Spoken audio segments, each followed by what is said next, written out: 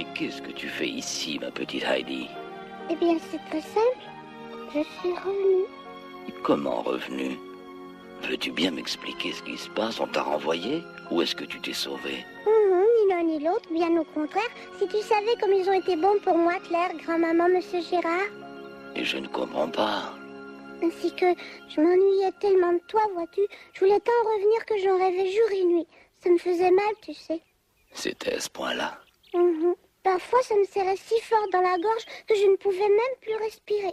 Tu étouffais, ma pauvre petite. Oui, mais je ne disais rien à personne.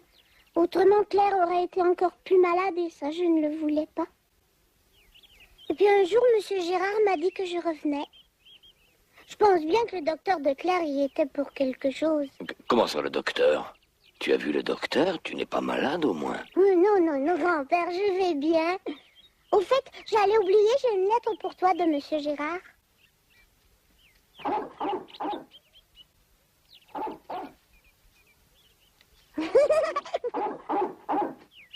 Il a dit qu'il fallait que tu la lises dès mon arrivée. Et puis j'ai une surprise pour toi.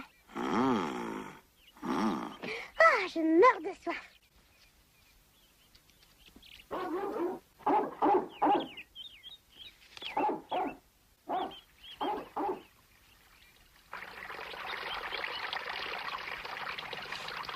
Quel bon goût est là. Si j'en profitais pour me rafraîchir. Je me sens beaucoup mieux.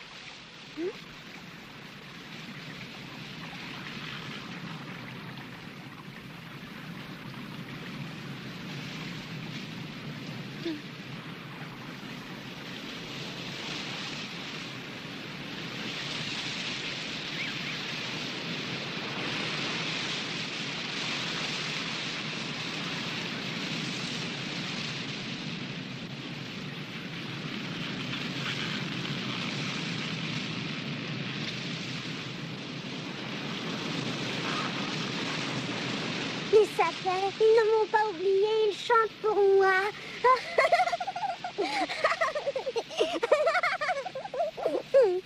Oh, si tu savais, grand-père, à Francfort, quand les voitures passaient, je croyais entendre mes sapins. Est-ce qu'il fallait que je sois bête pour croire ça?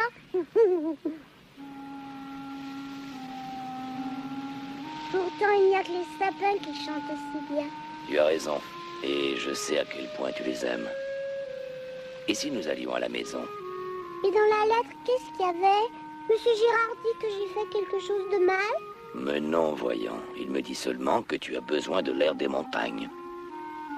Réponds-moi franchement, Heidi. Est-ce que tu désires réellement vivre au chalet avec moi? Mais bien sûr que je veux rester. Je ne veux pas vivre ailleurs qu'à la montagne. C'est ici que je suis le mieux. Dis, grand-père, est-ce que tu veux bien me garder? Heidi, tu peux rester ici toujours si tu le veux. Tu es chez toi. Youpi! Qu'est-ce qu'il y a? Hein? Oh non, mais c'est rien, va. Non, il est temps de rentrer maintenant. Mais dis donc, tu es parti de Francfort comme ça? Oui, non, voyons, j'ai laissé ma robe chez Pierre. Ah oui, pourquoi donc? Mais c'était pas une robe pour la montagne, je n'aurais jamais pu courir avec.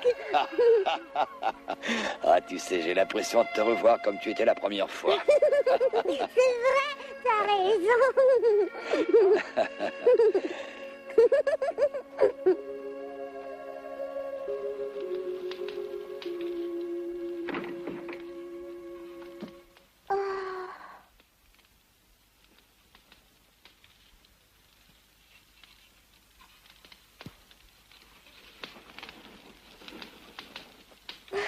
Formidable, rien n'a changé. Tu allais faire du fromage? Oui, Bon bien, alors je vais t'aider à le faire. si tu veux. Mais avant, il faut que tu t'habilles. Tiens, mets cette robe. Tu Oh. ne peux pas rester ainsi. Oh, ma robe.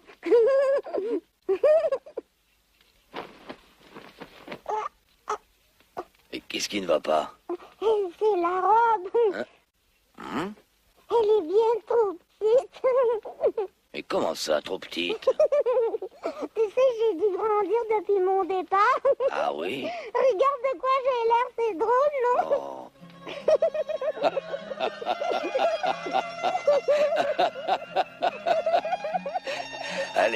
pas. Nous irons au village t'en acheter d'autres. Et puis il va te falloir un lit aussi. En attendant, enlevons ça, là. Mais grand-père, c'est pas la peine, mon vieux lit fera l'affaire. Quant aux robes, Claire m'en a donné une pleine valise. Oh, mais c'est vrai, j'ai laissé tous mes bagages au village de Dorflich chez le boulanger. Chez le boulanger? Oui, je lui ai dit que tu irais les chercher dès que tu pourrais. Très bien. Et je m'en occuperai plus tard. Bon, je vais au grenier voir mon lit.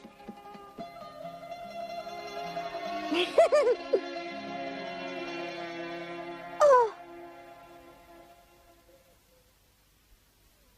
Il n'est plus là. Grand-père, mon lit a disparu. Qu'est-ce que t'en as fait, grand-père?